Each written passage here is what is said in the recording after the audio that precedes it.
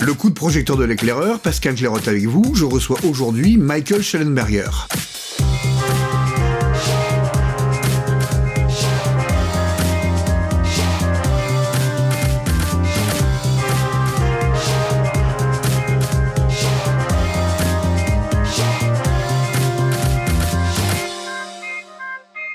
Micheal Shellengerger est journaliste et universitaire puisqu'il occupe la chaire CBR de sciences politiques et de liberté d'expression à l'université d'Austin. C'est lui qui, avec Matt Taibbi, a révélé l'énorme scandale des Twitter Files.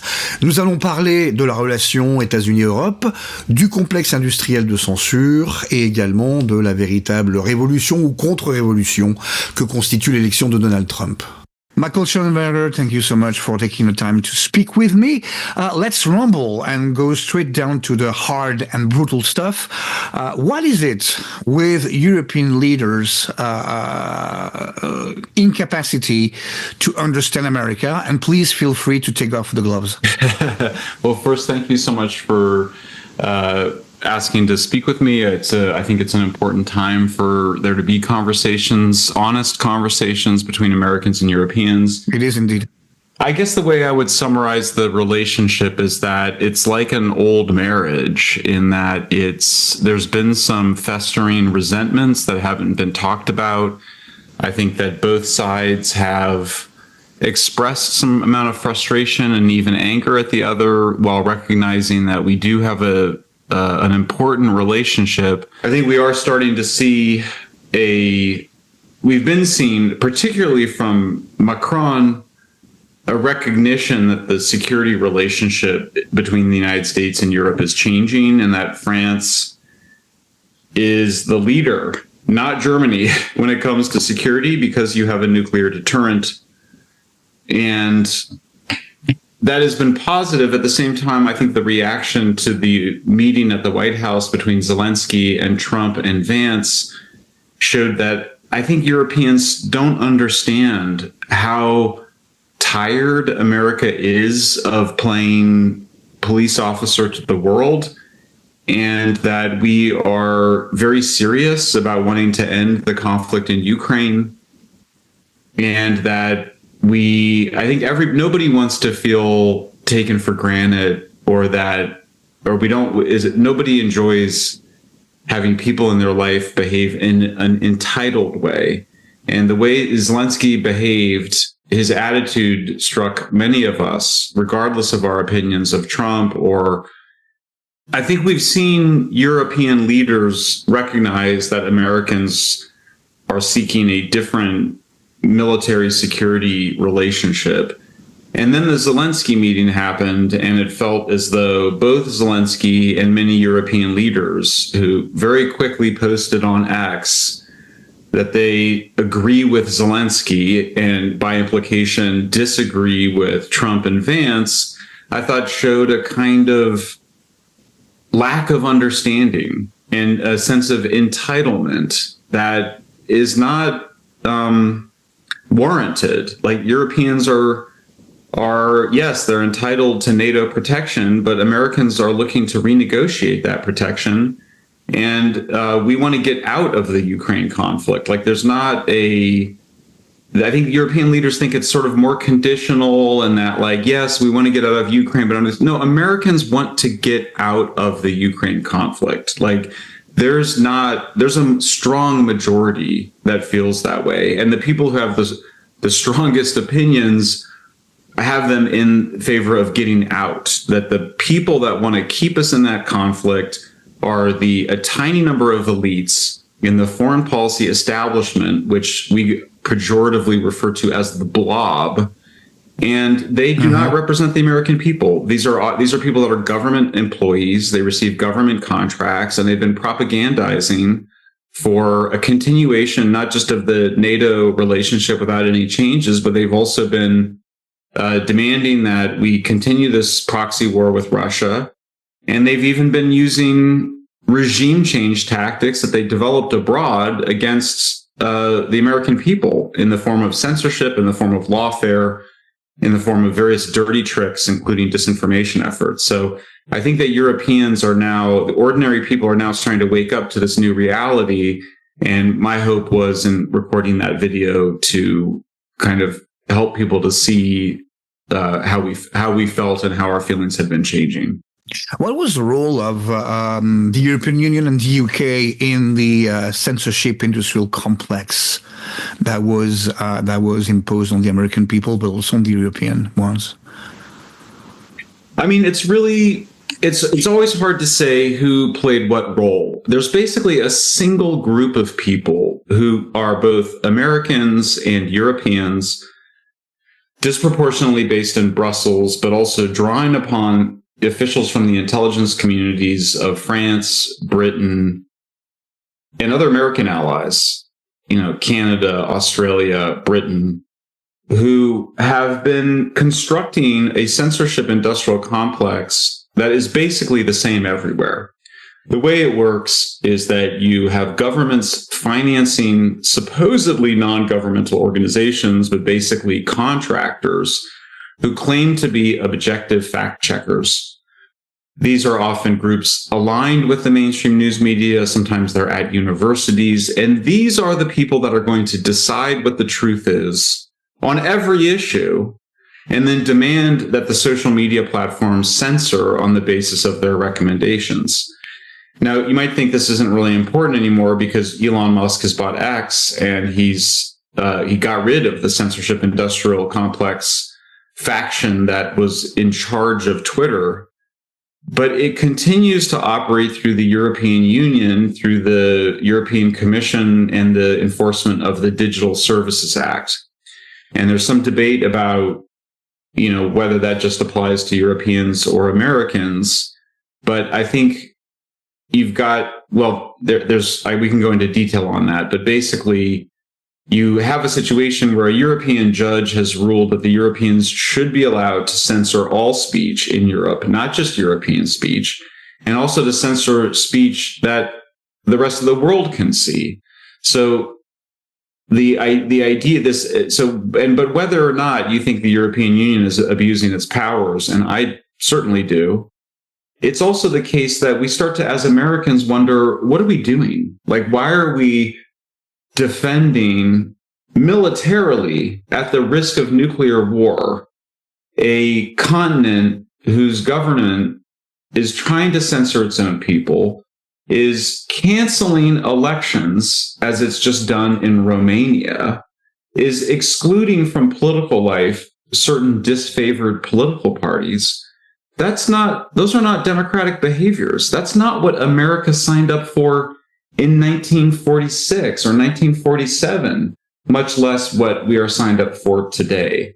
So what you're seeing from the vice president, from the Oval Office meeting, the vice president at Munich, the Oval Office meeting with Zelensky, and certainly from me and the articles and videos that we've been producing, is an attempt to penetrate European consciousness with some appreciation of both kind of the exhaustion of the American people at playing global police officer and at our great distress at the undemocratic behaviors, including censorship, but also just canceling elections that we've seen the European Parliament, the European Commission, and the European Union as a whole engaged in. Don't you think that what's going on in the EU, more specifically the DSA, what we call the Brussels effect, the fact that by regulating such a large market as the EU,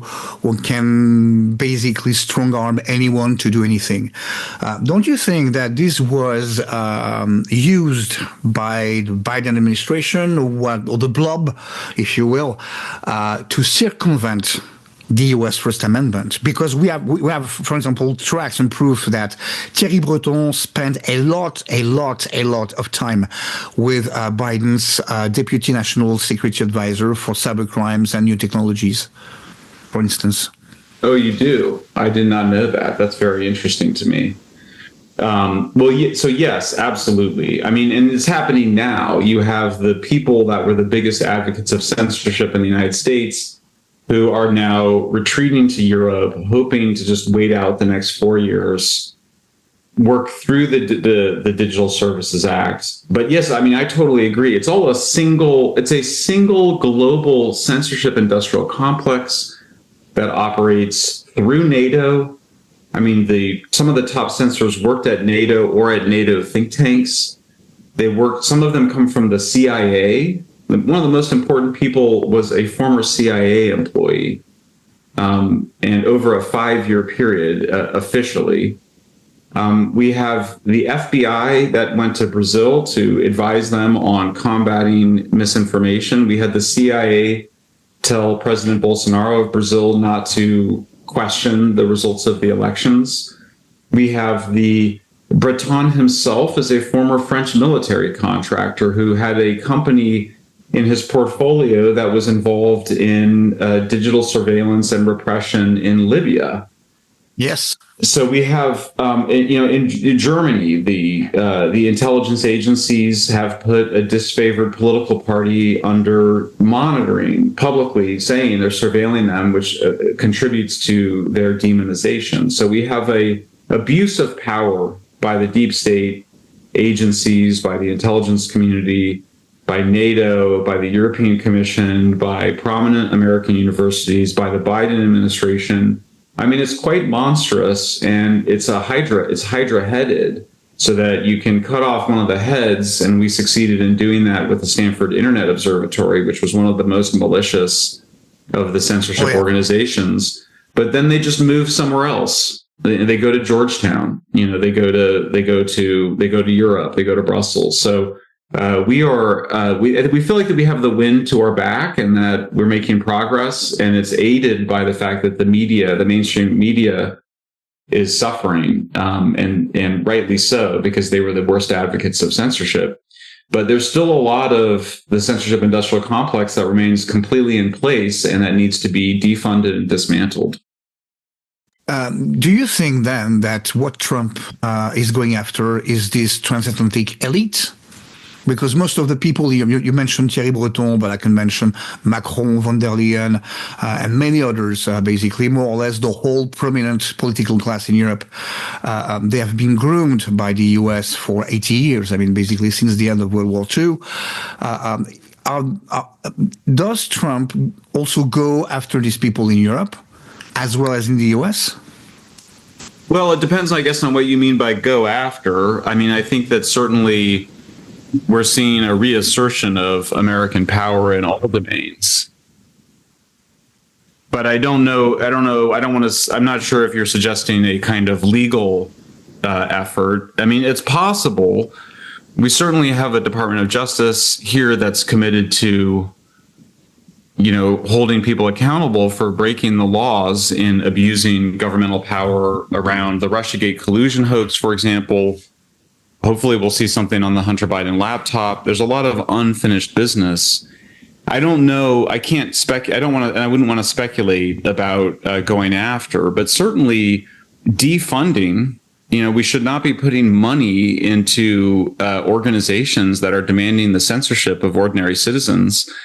Nor should we be financing what are basically disinformation efforts. You see it on Ukraine all the time, which is that you see various entities promoting the idea that Ukraine is winning the war, that Zelensky is, hugely popular, that there's no corruption, that anybody who suggests differently is a Russian agent or a puppet of Putin. I think those attacks are having less effect now, but taxpayers either in the United States or in Europe should not be financing people to both engage in such kinds of character assassination, disinformation, and censorship. What you just said leads us back to USAID. Now, can you explain how USAID participated in the impeachment of Donald Trump? Yeah, I mean, USAID is a misunderstood agency. I mean, it's about a $40 billion a year agency. Most Americans and maybe many foreigners think it's a sort of charitable organization or a development organization. It may engage in some of those activities, but it's an instrument of U.S. foreign policy, meaning that it, like the State Department and the CIA, its job is to manage the American empire, the Pax Americana. And sometimes that might be good, sometimes it might be bad, but it's definitely bad when those efforts are turned against the American people. And so that's what we saw with the censorship, information operations or disinformation operations by U.S. intelligence agencies. Those were things developed abroad, particularly in the Arab Spring and in the color revolutions of Eastern Europe, and then turned against the United States. In the specific case of the weaponization of USAID against populism in the United States in general, against Trump in particular, there's two cases where the USAID had basically was the initial funder and had control over the USAID, over its activities, which is of the organized crime and organized crime reporting project. I think there's another word in there. OCCRP, which is ostensibly an independent journalism organization. And in fact, it's been part of a broader effort by USAID to control investigative journalism, both in Europe and worldwide. And it participated in producing the so-called evidence for Donald Trump's impeachment in 2019, which was basically an allegation written by a CIA employee working out of the White House who claimed that President Trump had abused his powers by threatening aid to Ukraine as part of a demand that Zelensky dig up dirt on the Biden family. The whole connection between Trump and Ukraine was created by reporting from OCCRP. And that was shocking to discover, because obviously the U.S. government should not be financing political activities such as the effort to impeach President Trump. And then we also found, when it comes to the Russiagate hoax, that OCCRP reporting was used to justify beginning the Russiagate conspiracy against Trump, which was this allegation that Trump was somehow, a victim of a sex blackmail operation by Vladimir Putin, and that he was, or secretly taking money from the Russians. I mean, there was a million different threads to the conspiracy theory. But the OCCRP, which again is this USAID-funded fake news organization, had created some of the key articles that contributed to the Russiagate hoax. There was a whole issue with the Global Disinformation Index, Yes. And labor activists from the UK campaigning for Kamala Harris, and people from another organization whose name I forgot, which is, I believe, is the Organization to Combat Hate Online, a UK-based charity which lobby US lawmakers in order to set forth the STAR program, which is a global regulation of information on the internet. On their investigations currently on that? There may very well be. I don't know. I mean, it's been yes, but I mean, in that example, I mean, it was also, an organization called the Campaign for Countering Digital Hate was involved in is connected to the Labour Party of Britain, and was also part of that effort that you're describing. So, I mean, there's so many abuses of power that have occurred. I mean, we're all very impatient for disclosure by the Trump administration. We're all very, for me, that's the most important thing. I mean, if there need to be prosecutions, investigations, that should be judged on a case-by-case basis. But the most important thing is to get the truth out about it. But yeah, I mean, look, there was a broader effort to in 2016, the director of the CIA authorized the reverse targeting or bumping of Trump campaign advisors in a way that basically attempted to sort of suggest that there was some improper activities with the Russians that was used to open up the the FISA warrants to wiretap and to spy on the Trump campaign. So there we've seen this weaponization, and it was vast, and it was like multiple things. I mean, they made up a whole thing about a Russian bank that was supposedly giving money to Trump. They created this fake idea that, again, it was part of a sex blackmail operation. They basically entrapped people. And then you see a lot of different in that, the particular tactic of seeing people involved in political campaigns. We got files about something called the Cyber Threat Intelligence League that starting in 2019 was involved in a political campaign here in the United States, where they were sort of testing, it appears they were sort of testing various tactics that basically all were involved in spreading disinformation aimed at framing MAGA Republicans, Trump, populists as Russian or as, Russian controlled. And what about the Aspen Institute infamous Commission on Information Disorder? Because as far as I understand, this is where the DSA in Europe is coming from. Oh, really? You think the DSA came out of the Aspen Institute? That's interesting. Yeah. It's the DSA. It's a very fuzzy story. The Aspen Institute has been grooming Macron. You had in France one of his chair, which was Jean-Pierre Jouyet, which was one of Macron's mentors. He's the guy who brought Macron into the elite core of the Inspector of Finances in France. Wow. And we do see they've also groomed Giorgia Meloni, Aspen Institute. Very powerful organization. I mean, where you find a former number 2 of the NSA under Obama. So if you take a look at the history of the DSA, basically it started in France. As a matter of fact, Macron tried to push a law in 2020 called the Law to Combat Speech Online, and this law was cancelled by the French Constitutional Council. I say again, it was cancelled by the French Constitutional Council. That was right before France was about to take the rotating presidency of Europe.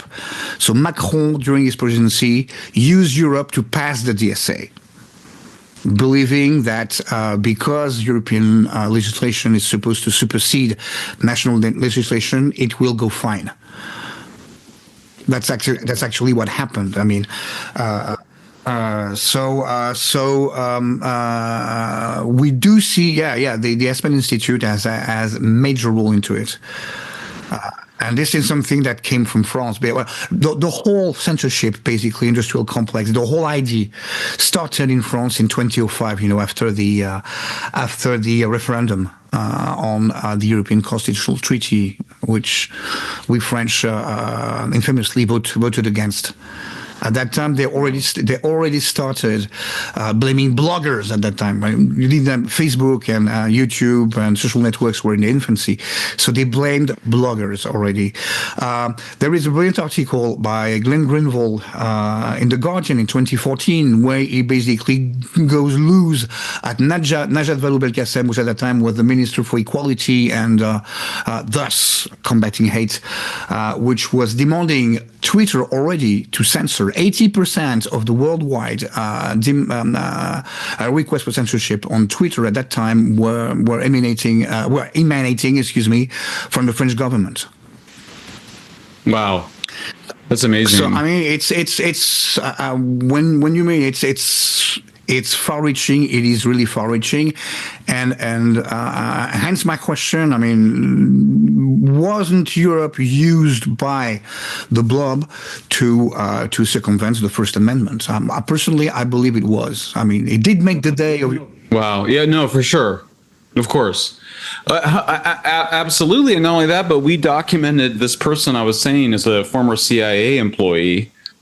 Who ran the Stanford Internet Observatory. There's a video of her making a video for the U.S. government's Department of Homeland Security, where she talks about effectively getting around the First Amendment, and that's why they created these third-party fact checkers to flag so-called misinformation, because they were trying to get around the First Amendment. So 100% agree.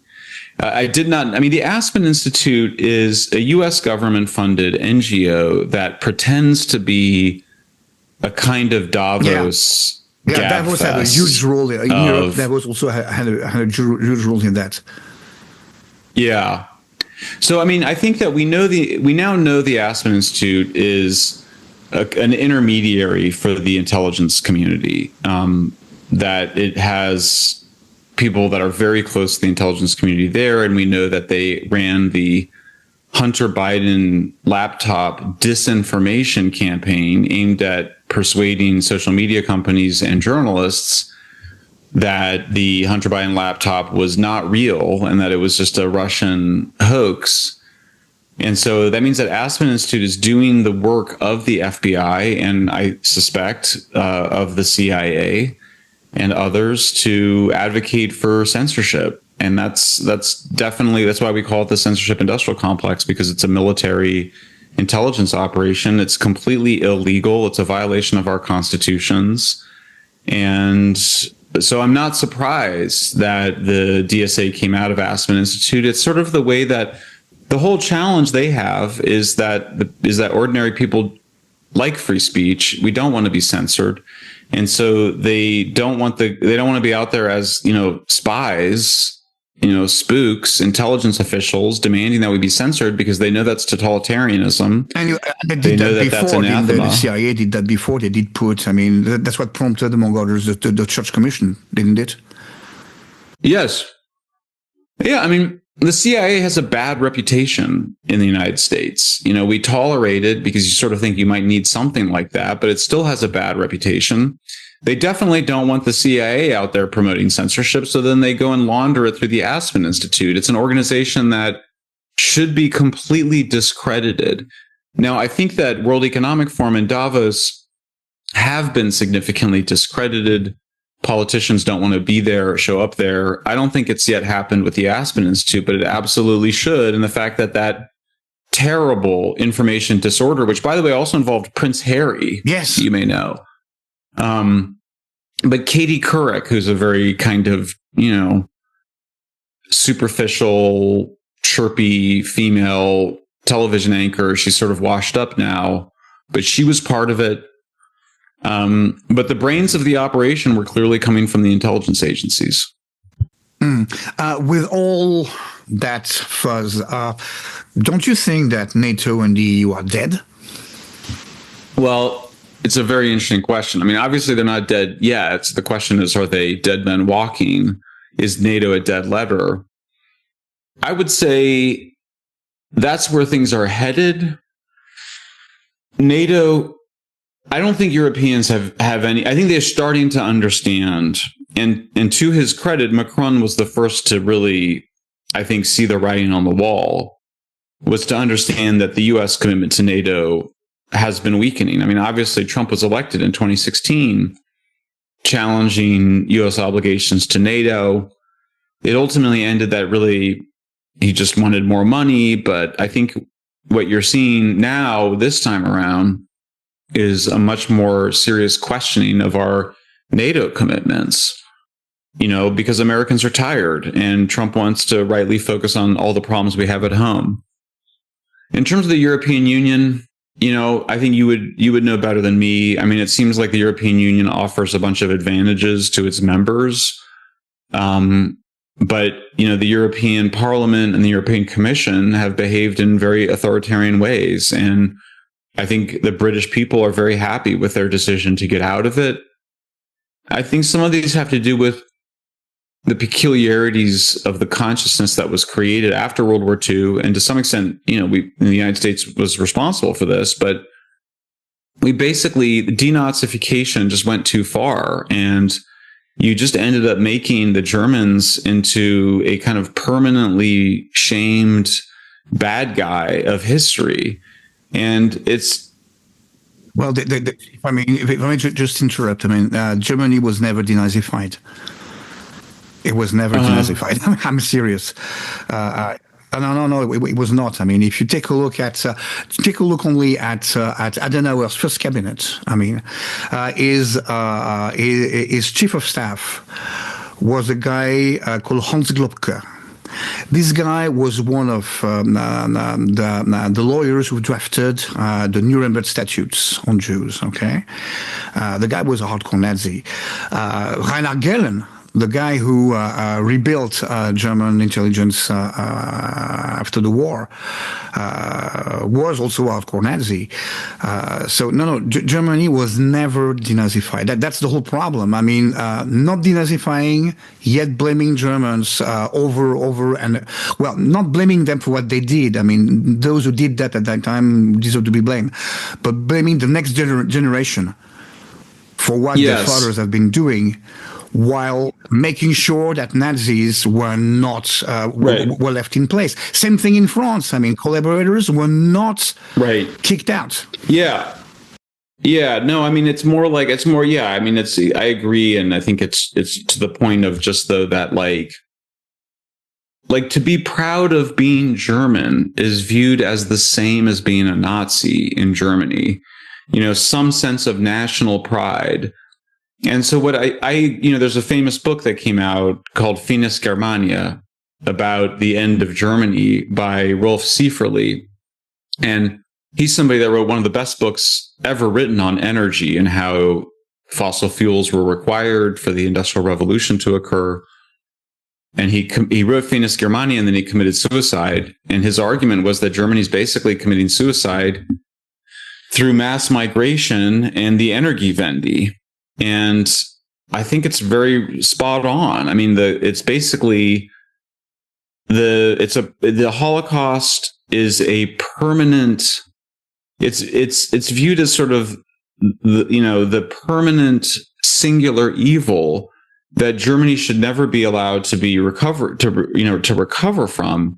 And I think it's created a psychopathological complex among Germans, because on the one hand, Germans believe that they are superior in all things, but certainly, engineering, culture, music, philosophy, architecture, just the day-to-day lives of Germans are just so organized and orderly and efficient that there is something superior about Germans. And at the same time, they've got this public shame over something that nobody who is currently alive was truly responsible for. I mean, I know there's still some very old, very, very old Nazis, but in terms of the architects of it and the people that really made it happen, it's in the past, and the children and the grandchildren are not responsible for the sins of their parents and grandparents.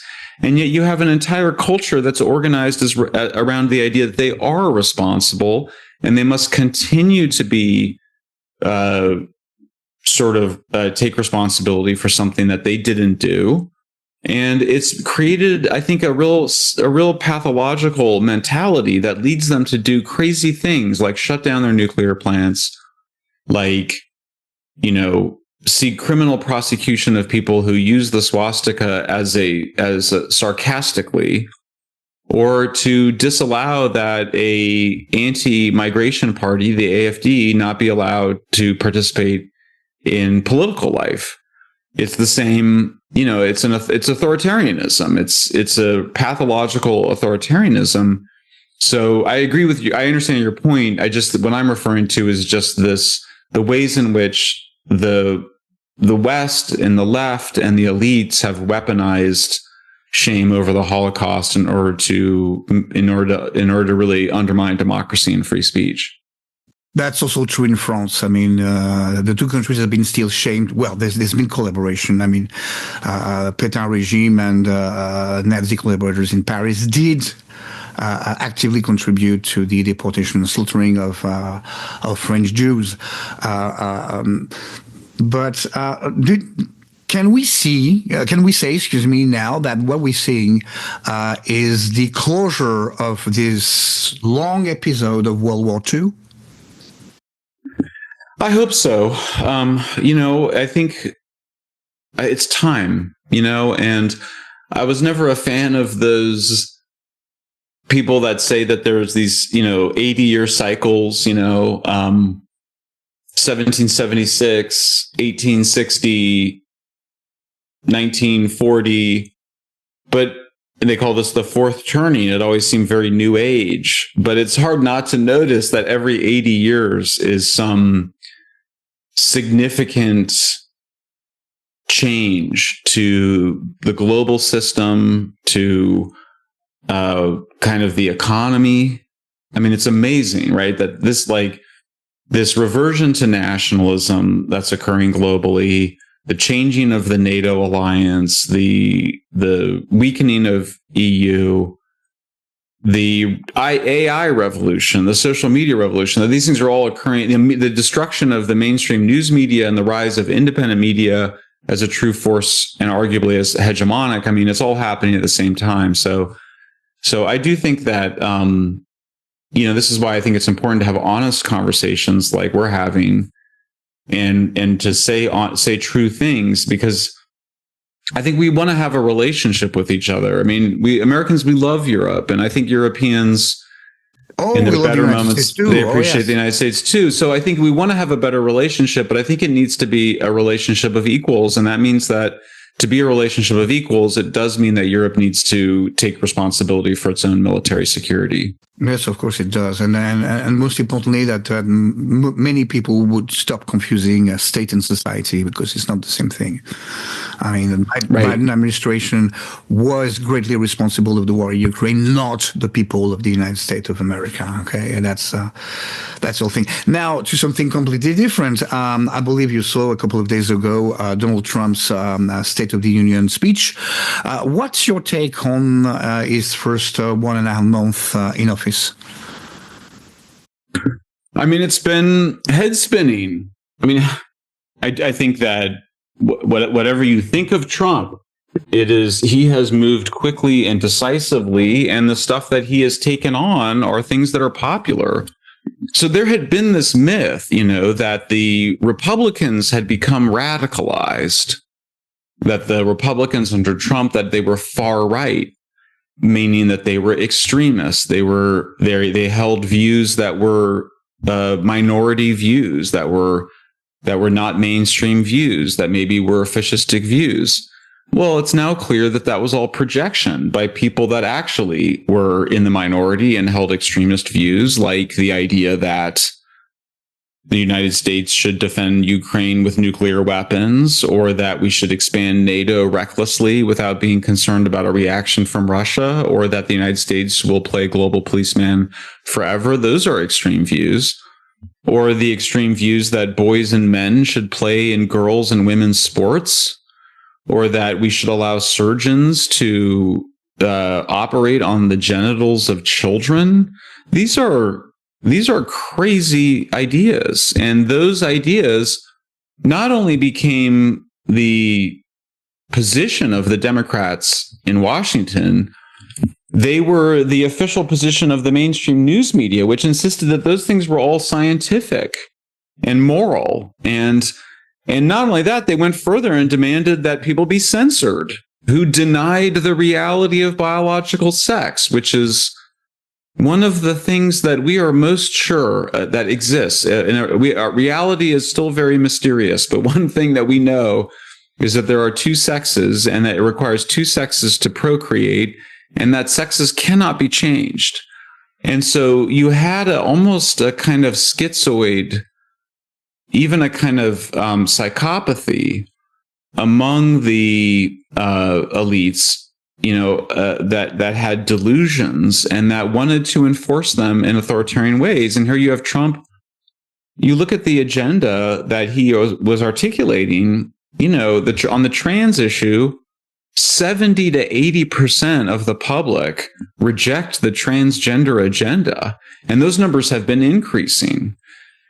If you take the issue of the war in Ukraine, 60% of Americans want to get out of that war. 60% or more want to have negotiations directly with Russia. These are mainstream views. And yet you've had a mainstream news media, the elite news media, the foreign policy establishment, the people that go to Davos and Aspen, who have basically been demanding increasingly extreme positions. Or you take climate change. They've been spreading disinformation that climate change is an apocalyptic threat, for decades, and that renewables can power the world. That's disinformation. I mean, there's no physical basis for renewables to power the entire world. There's never been evidence. There's not even a mechanism for how climate change could cause the end of the world, or even a decline in food production. So, we're coming out of a period that really in some ways were the dark ages, where we were being lied to by an increasingly totalitarian disinformation and censorship industrial complex. But concretely, I mean, what is jaw-dropping with what Trump and his administration have been doing? That's the Dodge work. The last one being the EPA scandal. Can you explain to us what that was precisely, the 20 million slush fund? Yes. Well, it's just crazy. I mean, yeah. So look, the whole idea, and I was a part of it. So in the early 2000s, some of us recognized that you were not going to solve climate change by making energy more expensive, and that you had to invest in technological innovation to make cleaner energy sources cheap. Well, that idea was hijacked by some very opportunistic Democrats who basically said that dealing with climate change requires spending trillions of dollars to basically subsidize green energy. Well, those subsidies became slush funds. And the first time they did it was 2008. But this last time was on steroids, where you have billions of dollars going to privately held corporations, supposedly nonprofit, but nonetheless ones that basically had large slush funds with no oversight, with no real oversight, with no real accountability. And it's corrupt. It's just, there's no other word for it. These are organizations that can basically use that money to pay staff people to engage in political activity and kind of get away with it. They can, subsidize energy projects that are basically just a scam, just a way to take government money. So, and again, look, we're only 6 weeks into this new administration. I mean, I'm just seeing now there's more CIA, activity happening as we speak in terms of stripping CIA agents of their badges.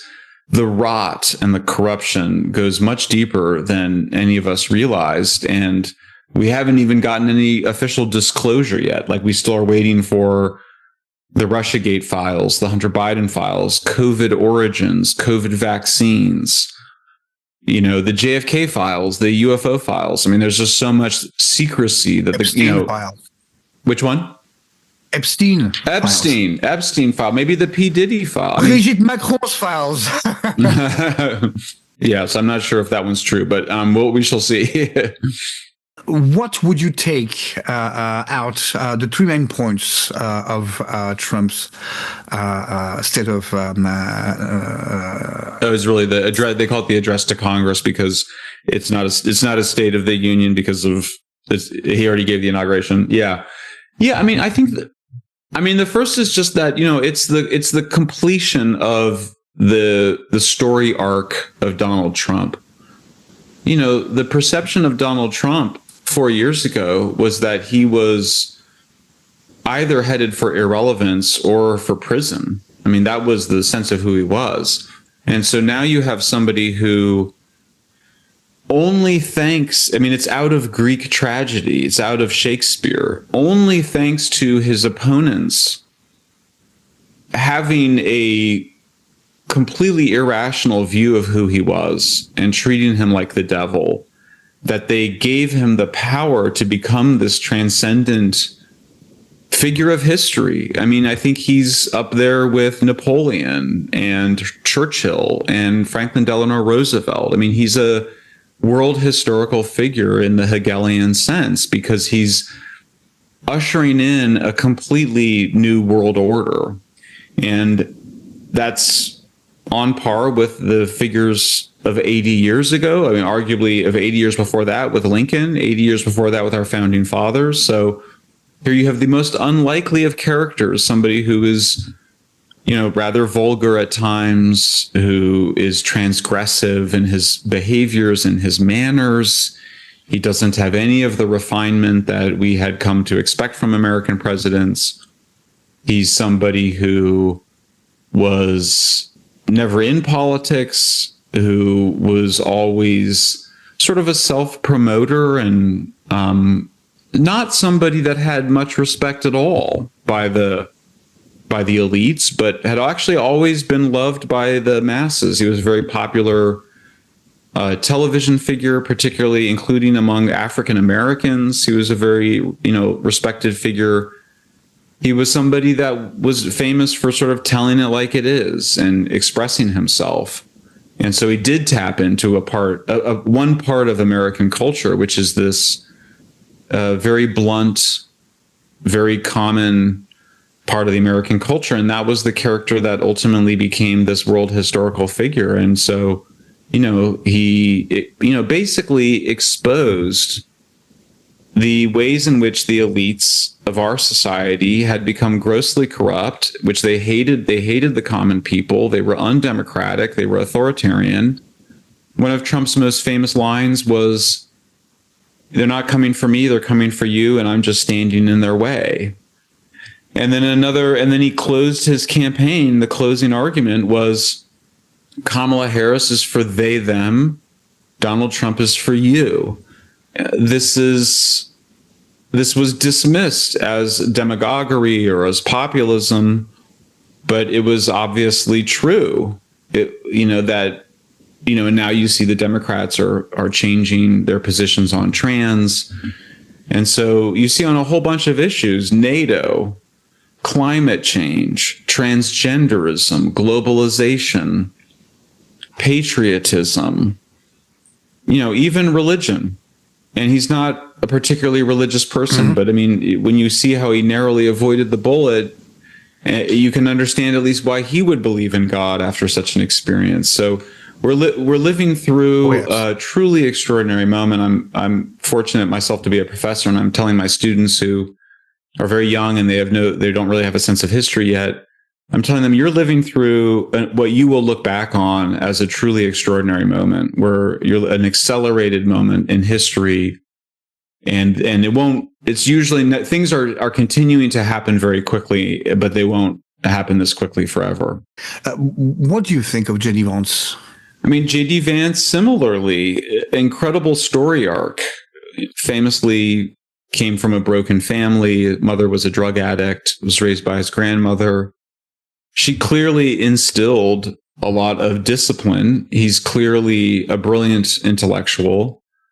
He has had an extraordinary rise to power. It's important for people to remember he's 40 years younger than Trump. He has a long political career ahead of him. He's the front runner to become president after Trump in 2028. Even if he were to lose, he could still become president over another, 3 to 4 decades. So, but I think that, he was initially defined and demonized by the Kamala Harris campaign as weird. It was an ironic view because there's a way in which he's sort of the most normal of Americans.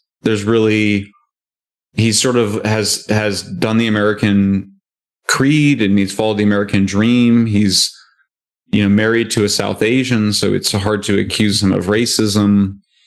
He's Yale educated. He's incredibly well educated. He wrote a best-selling book that liberals loved. He then was demonized by the left for supporting Trump, but I think he has also the potential to be a really transcendent historical figure, particularly in relationship to standing up to the Europeans. And so we've seen it 3 times now. First, last year, he told a podcaster that he didn't know why we were supporting NATO if they were going to censor on social media. He then gave the Munich security speech where he said that the greatest threat to Europe was from within. And then he was really the first one that was sort of awake and alive to the disrespect that Zelensky was showing. I mean, it was notable that Vance was the first one that became angry and irritated with Zelensky, and it was only after a few minutes later that Trump became equally angry. So Vance is very much alive. He's clearly a vital, sensitive, strong figure, much stronger than any of us knew, and much more intelligent too. So I think that he has demonstrated, and you sort of see a Republican bench, meaning, by which I just mean you see potential Republican presidential candidates. I mean, you can count at least a half a dozen of them, that are part of the Trump team or Republicans in Congress. But I mean, Trump, Vance, Marco Rubio, arguably RFK, Tulsi Gabbard, J.D. Vance, but others in that MAGA coalition, Tom Cotton, other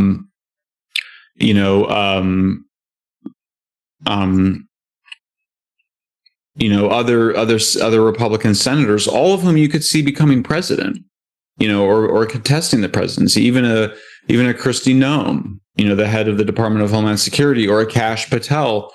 These are all big thinkers. These are not, they kind of get attacked as sort of con artists and, lightweights or inexperienced by the New York Times. But if you actually listen to them, they're all very, very intelligent people. They're not superficial people. I mean, I think people thought that George W. Bush was an idiot. He obviously wasn't. But I think that even all of those people I just mentioned have a kind of gravitas and intelligence that is above and beyond, I think, what we had come to expect from Republicans in the past. Micheal Shellengerger, thank you very much.